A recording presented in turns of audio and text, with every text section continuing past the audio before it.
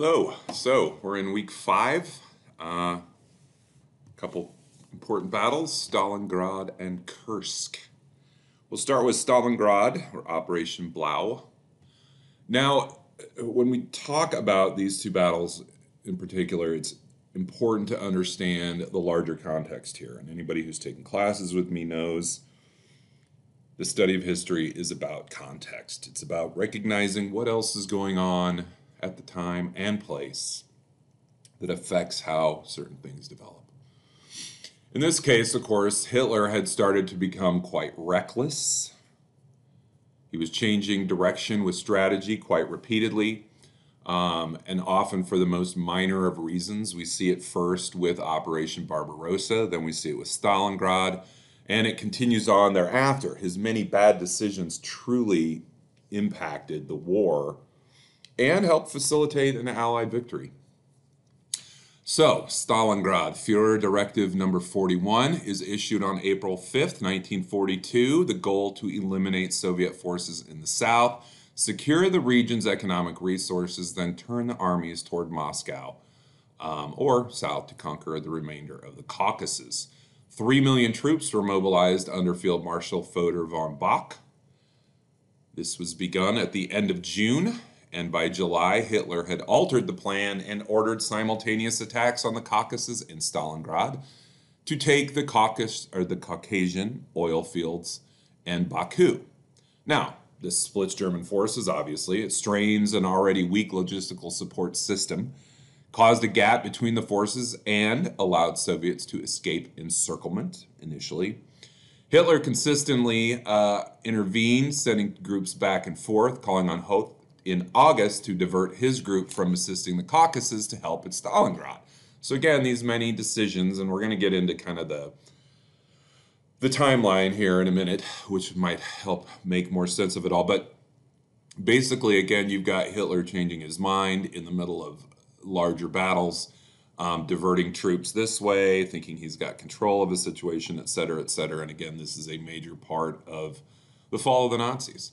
In August, the Germans had penetrated the city's northern suburbs. The Luftwaffe had rained incendiary bombs that destroyed most of the city's wooden housing.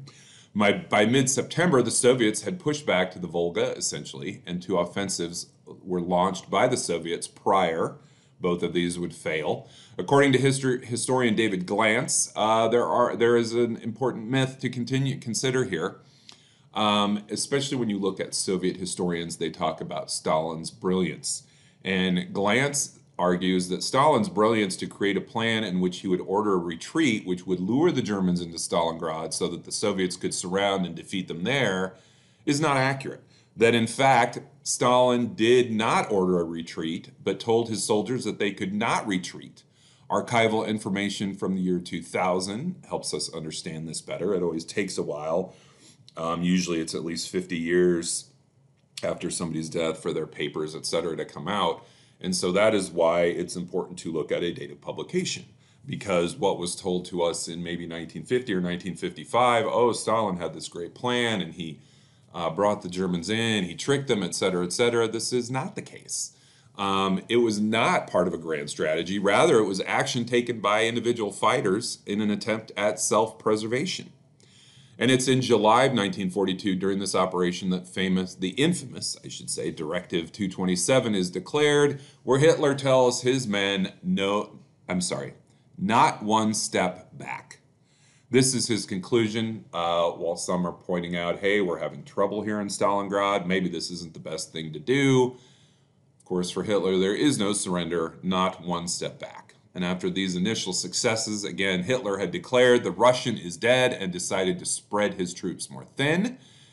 Divisions would head to Leningrad, leaving the 6th Army vulnerable as it heads to Stalingrad. Now, why Stalingrad, you may ask? It is not of significant military importance, really. All you have to do is look at the name, the symbolism of it, and Hitler's lack of depth in his vision. The advance toward the city was not easy. One of the reasons was because Russian tanks and efficiency. They had now built up more firepower and mobility. They were more rugged and provided more protection. In this battle in particular, the T-34 is at play, and again, part of this is the Soviets taking the time, especially since the Winter War, to develop technology, realizing that they were behind the curve. So again, these T-34s are quite important. They're efficient. They had more firepower, more mobility, and they would do a good job of preventing too much German incursion. 200,000 civilians from Stalingrad would die. This is more than Nagasaki and Hiroshima combined. But operations launched north of the city would slow the German advance. They were poorly organized and fought, but they served to slow the Nazi advance on Stalingrad. They pinned tank units when the 6th Army needed them for assault on the city, again leaving them vulnerable. Now, a little bit of the back and forth here, the timeline, if you will. Of course, you're familiar with Stalingrad, how important of a battle it was. You're familiar that as the Germans enter the city, there is fighting from street to street. There is fighting from building to building. There is fighting even from floor to floor on individual buildings. The fighting goes underground. It takes place in the sewers, in tunnels, in bunkers. And the defense that is set up by the Soviets is quite important here. Vasily Chukov, which is Chuikov, not Zhukov, but Chukov, organizes the defense here, and actually with some assistance from Zhukov and his ideas, but a four-pronged attack here. Citizens, including women and children, dug anti-tank trenches and bomb shelters as they prepared for the Nazi invasion. Soldiers would hide in the ruins of the city, often using sniper attacks to go after German military men. Chukov instructed the military to stay close to the Germans. That way, the Luftwaffe could not bomb them, because if they bombed a group of Soviets who were right next to a bunch of Nazis, well, they might kill their own soldiers. Tanks would have problems with defense and attacks from so close as well. And a fourth thing, tanks had difficulty maneuvering through the city of half-destroyed buildings and piles of rubble, which Chukov took advantage of, recognized that this would be an issue. So rather than try to clear anything or make any kind of progress in that way, leave it alone. That way the German tanks can't get through. September 26th, 1942, early on in the battle, a couple months in, the Germans declare control of the south and center of the city. A few weeks later, on the 14th of October, Hitler would attack factories in the north part of the city, and by the third month of fighting, 90% of Stalingrad was under German control. November 8th, 1942, Hitler will declare victory in a speech to party veterans of the Nazis. 4 days later, the Germans reach the Volga south of the city. This is the furthest eastern advance of the army. But a week later, we have Operation Uranus. This is a counteroffensive 75 miles to the west of Stalingrad. It presented a counteroffensive against the Germans north and south of the city. It stalled advances and leads to more even fighting.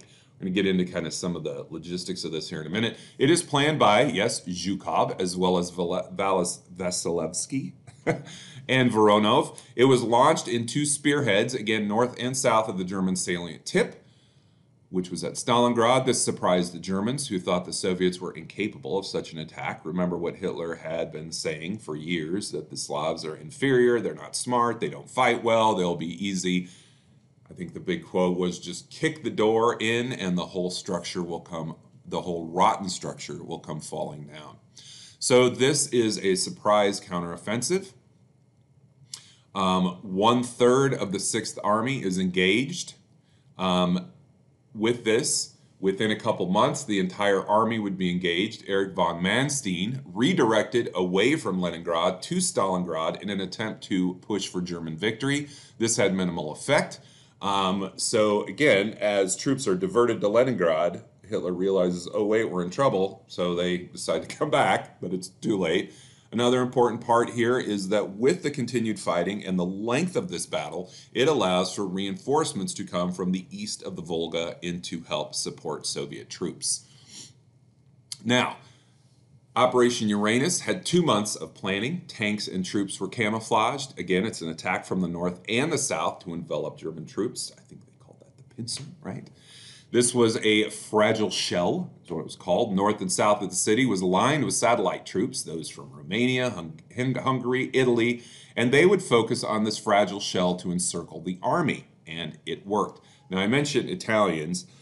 Some have been taken prisoner, but for some, of course, they will leave Mussolini and his side and fight for the Allies. And of course, eventually Mussolini himself will fall, and Italy comes back to the side of the Allies. Again, it kind of sounds like World War II redone, huh?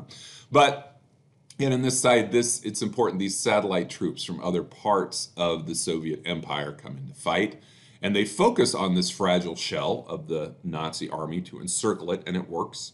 By November 24th, these armies meet. A pocket of Germans is trapped. There are 300,000 troops in this castle.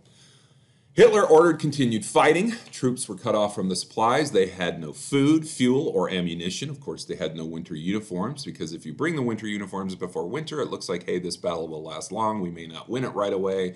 Thereby, it's some kind of psychological attempt on Hitler's part. Of course, we see this in Leningrad with Operation Barbarossa, and we see it here with Blau. So no winter uniforms, and it's November in Russia. You can figure that out on your own.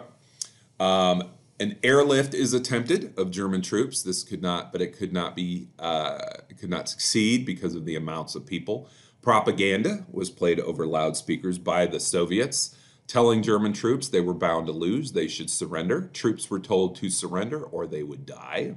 And to be true here, if you are taken prisoner by the Soviets, you do not have a good chance of surviving, especially if you are a Nazi. Hitler's advisors plead with him to have the Sixth Army withdraw. We cannot win this. Our men are trapped. Of course, his response, quote, "We are not budging from the Volga." Rescue missions fail. Hitler tries to break through with Manstein, again with his troops who were gone to Leningrad because, hey, Stalingrad's under control. But he is unable to make up ground. They even bring up the 1st Panzer Army to assist from the Caucasus, so that offensive is put on hold. Then Manstein is required to switch gears and handle attack from the west. Again, a lot of indecision, a lot of changing of decisions. This weakens the Nazi military, thankfully. And on January 10th, 1943, a Soviet onslaught, Germans retreat via the airfields, and there are images that you can find of planes taking off, soldiers literally holding on to the wings of the plane so that they can survive anything to escape this Kessel. Kind of similar to the American retreat from Saigon in '75, and embarrassing for both sides. February 2nd, 1943, the battle finally ends. Paulus surrenders himself to the Soviets. Actually, this occurs initially January 31st. The official end of the battle is on the 2nd. The surrender is on the 31st. Only 1,500 of the city's 500,000 original residents remained. Now, some had left, right? Some had escaped. They saw war coming. They escaped over the Volga. Some are killed. Some are missing. We're going to get into these numbers here right now. 250,000 Germans were killed in Stalingrad. 90,000 POWs were taken. Only 6,000 would return home. There were estimates that 800,000 Axis soldiers had died. Again, no specific numbers here. As far as the Soviets, they suffered approximately 1.1 million casualties. A little under half of that number were either dead or missing. Another 40,000 dead civilians from the city itself. But again, a lot of civilians are missing as well. The Soviet Union in this battle lost more lives than Britain and the United States lost in the entire war. Now let's get back to Hitler. He went for style over substance. Just like London, instead of the airfields, the Blitz went after the city, went after civilians. Go after airfields, go after technological centers, go after supply centers.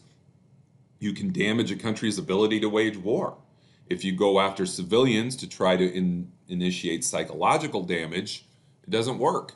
That only further empowered the British, especially under Churchill's leadership. And of course, the Allies are going to do this too, right? They're going to bomb cities in Germany to try to devastate the people and make them realize you can't win the war. You need to stop the war from the inside. And that didn't work either. It only empowered individual Germans as well. So again, you look at what Hitler does with London, mismanagement. When you look at what he does with Operation Barbarossa, instead of taking advantage of unhappy Russian people, he continued down his path with violence. He did not take advantage of internal dissent. Of course, you've already watched the Operation Barbarossa videos. You know that the Russian people saw the Nazi troops as emancipators, as liberators, which is just crazy to us, but it shows you how terrible things were under Stalin. Again, he forcibly starved tens of millions of peasants in the 1930s. The Russian people didn't like Stalin. Plus, they took away religion.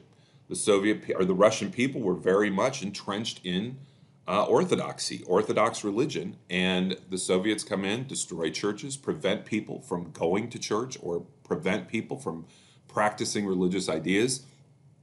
This further alienates the Russian people.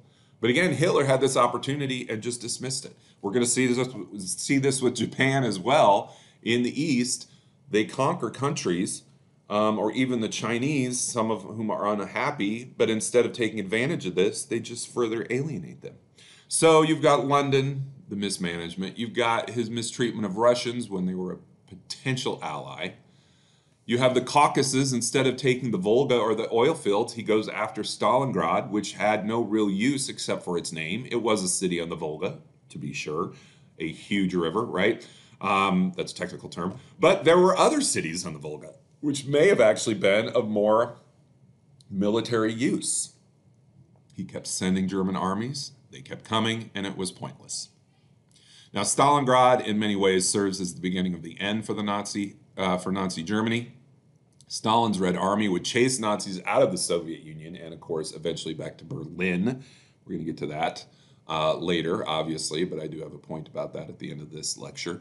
Soviet historians, of course, see this as the most important battle of the war, and one can certainly make that argument, I think, regardless of how you look at the entirety of the war. But if you look at the Western theater, even though the Soviet Union is in the East, of course, contrasted to Japan and what's going on in the Far East, this is the Western theater.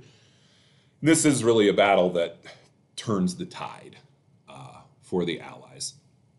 And again, part of it is due to Hitler and his bad decisions, his arrogance, his lack of ability to listen to others who worked under him. All right. So that's Stalingrad, and we get into 1943, and we get to Kursk, the Battle of Kursk. July through August, this was Operation Citadel by the Nazis. Germany was seeking to reestablish itself at Kursk after its humiliating defeat at Stalingrad. It wanted to demonstrate it was still a military force worthy of fear. Also, this occurs as Stalin is calling for a Western front to take some of the pressure off of him. Now, if Germany could earn victory here, it would tear apart the already fractured relationship between the Soviet Union, Britain, and the United States. Because again, for Stalin, he feels that he is fighting the Germans alone, right? He is fighting them on the Western Front. He wants England and the United States to come in, again, from the West. That way, the Nazis have to fight the Soviets in the eastern part of Europe and the other allies in the western part of Europe, right? We know this is going to come to fruition the following year, 1944, spoiler alert, D-Day. But this is something that Stalin had been calling for in peace conferences and individual conversations, and he feels that he's been isolated, and he's not happy. And if the Nazis are able to defeat the Soviets here, again, this would only further hurt this relationship. Now, the Wehrmacht and the Luftwaffe each were increasingly well armed by this point. Numbers had increased, as had the quality of the work. Since the fall at Stalingrad, they had a few months, again, to resuscitate themselves. Hitler, for his part, said with Operation Citadel, quote, "There must be no failure." The goal was initially to gain control of railways and roads, thereby stopping any kind of transportation. But Hitler was a shaken man at this point, especially after the failure of Stalingrad. Guderian had visited him in February of 1943 after that loss. He saw a different man than the one he had seen previously, even in December of 1941. Quote, "His left hand trembled, his back was bent, his gaze was fixed, his eyes protruded but lacked their former luster. His cheeks were flecked with red. He was more excitable, easily lost his composure, and was prone to angry outbursts and ill-considered decisions. He's growing frustrated. Hitler realizes he's made bad decisions. I mean, he wouldn't admit those publicly, right? But he realizes that the Nazis are going down the wrong path. He's nervous. He had this huge plan. Things are going awry. He's becoming a little more unstable, a little more reckless. His plans continued to be delayed, partially due to supplies and procuring proper supplies, part of it due to weather and part of it due to sabotage by the Russian people.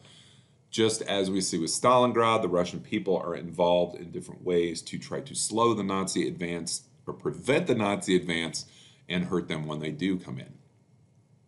Technology plays a major role here as well. Now, we talked about about Stalingrad and the T-34. Soviet tanks were superior by this time. They decimated the Germans. Production had ramped up. The Soviets were turning out tanks at twice the rate of the Germans by this time, and they were even heavier models than that T-34. The KV-85, for example, had an 85 millimeter gun, then a 122 millimeter gun.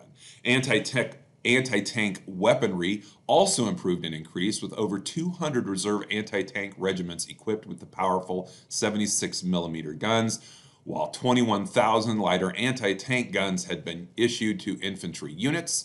Artillery supplies also increased greatly, putting the Soviets at a distinct material advantage. They were strongest in the world at this time, according to John Keegan, one of the great scholars of World War II. I cannot emphasize his book enough on World War II. Its name, very creative, The Second World War. But according to Keegan, again, the Soviets are the strongest in the world at this time, both in quantity and quality. This artillery included new 152 millimeter and 203 millimeter guns, the Katyusha rocket launchers, which I probably mispronounced, I apologize. This was a revolutionary weapon that could fire 3,840 projectiles, weighing 230 tons in a single salvo. Wow, we've come a long way since the American Civil War, huh? But this shows, again, the Soviets had ramped up production. They increased the quality of what they were producing. And, of course, what country helped finance this? That's right, the United States. We also have some technological benefits that we give. The T-34, of course, was based off a design from one of our designers. Not taking all the credit here, but I'm pointing out that this was a group effort, right? No one ally is going to win this war on its own. I'm going to get to that here in a minute. Now, the strategy was disunion. There's disunion among each party. Hitler's underlings, for example, wanted him to either abandon this operation or expedite it. Why? Because they knew the Soviets were establishing fortifications, developing new technology, and as Hitler is delaying, they're saying, look, you either need to go in now or you need to not go in at all. Hitler, of course, hesitates. Zhukov recommended defensive position to Stalin, which Stalin abides by. He realizes Zhukov is a military genius. And similar to Stalingrad, the civilian population mobilized to dig entrenchments, anti-tank ditches. Still, the German offensive carried on, and there was some success. They gained 6 miles of ground in the first 24 hours. But overall, they did not break through. The Soviet counteroffensives led to victory for the Soviets after 5 weeks of fighting. Germans are forced back 150 miles. So in the first 24 hours, they make 6 miles of headway. Within 5 weeks, they are pushed back 150 miles. The casualties, 800,000 Soviets, 200,000 Germans. These numbers have been challenged on both sides. It's just rough estimates, again, depending on what source you look at, but they're going to be roughly the same. Tactically, the Germans were okay, but they could not get past Soviet fortifications, and this was attrition, as even though the Soviets lost many more men, 4 times as much, if you go by those numbers, they were still able to keep coming at the Germans and break them. And of course, this is the largest tank battle of World War II. Now, one major conclusion we should reach from Stalingrad and Kursk and the numbers that I have provided, this is now a war of attrition, right? Soviets have a lot of people. They can keep throwing them at you. The Germans realize they have a limited number of people, similar to Japan, right? We talked about this earlier. that Germany and Japan and Italy, I mean, if you want to consider them part of the Axis, I guess you have to, right? But they realize they cannot win a long, drawn out war. They cannot win a war of attrition. They need quick, surprise, qualitative attacks. This works initially for both sides, right? But eventually, this comes back to haunt them. I mentioned Hitler's indecision, his bad decisions. Operation Barbarossa. I mean, I mentioned some of the vacillation that we see within these battles, but Barbarossa itself, trying to go in and invade the Soviet Union. Now, initially, of course, he had success, but he eventually failed. Why? Mainly because of attrition. He couldn't do that. If he avoids war with the Soviets altogether and just remains friends via that non-aggression pact and 10 years of no attacks against each other, how might this have been a different war? But so the big conclusion again here that we see, this is now a war of attrition, and this is not what the Axis wanted. All right, now I've gone over these casualties.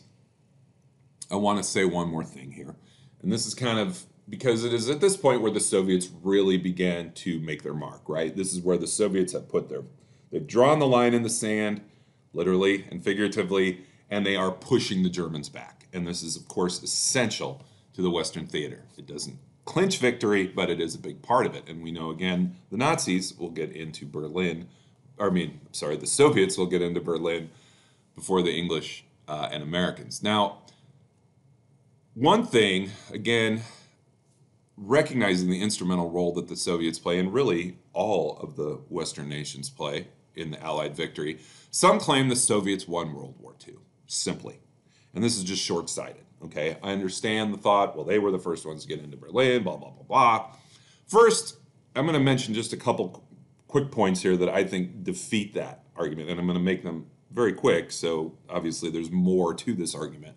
But first, consider the non-aggression pact itself. If Stalin had not signed this, would Hitler have been as active? Would he have been as confident, knowing the Soviets were immediately to his east? The non-aggression pact really set the Allies up for problems early on, right? I mean, look, Hitler could go into France uncontested. He knew that the Soviets weren't coming after him. He could go into Poland and get that corridor to the sea, knowing that he had this agreement with the Soviets and they wouldn't try to stop him. This non-aggression pact really elongated the war, and one could argue it may not have even come close to as big and nasty as it was if there's no non-aggression pact, if Stalin immediately sidles up against Hitler from the beginning. A second example I'll give, Lend-Lease. I mentioned the tanks earlier, these new technologically superior tanks which are partially developed with American assistance, but they are absolutely funded with American assistance. The United States essentially gave over $11 billion to the Soviets from 1941 to 1945. Now, this is Lend-Lease, right? Roosevelt talked about lending the money. We'll get it back. Probably never his intention to get it back, right? And if you look at the larger context of things, maybe it's okay that we didn't want it back.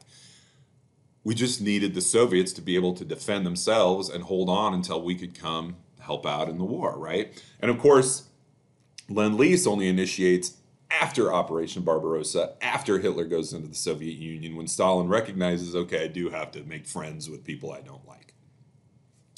So the U.S. gives over $11 billion to the Soviets. In 2016 dollars, that's $180 billion. To wage a war, again, with key military and civilian supplies, helped with research, helped with development. Without this money, Stalin himself admitted the Soviets would not have been able to hold out as long as they did. There are other parts to this argument, but I'll leave you with these main two. I mean, one other that I could point to just real quick. This says nothing about the Brits and their defense. During the most vulnerable time for the Allies after France had fallen, the British stood tall. The Germans asked them to surrender. Again, Hitler thought, oh, the British, Anglo-Saxon Brotherhood, they'll realize that they cannot win. But Churchill led the British, and the British refused to capitulate during the most vulnerable time for the Allies. This kept the war going so that eventually the Soviets could come into play. The Americans could come into play. So again, just a few things to consider. I understand the argument. I vehemently disagree with it. Again, there's no one country that defeats the Axis. It is a combination of especially those big three, the Soviets, the United States, and Britain. Okay.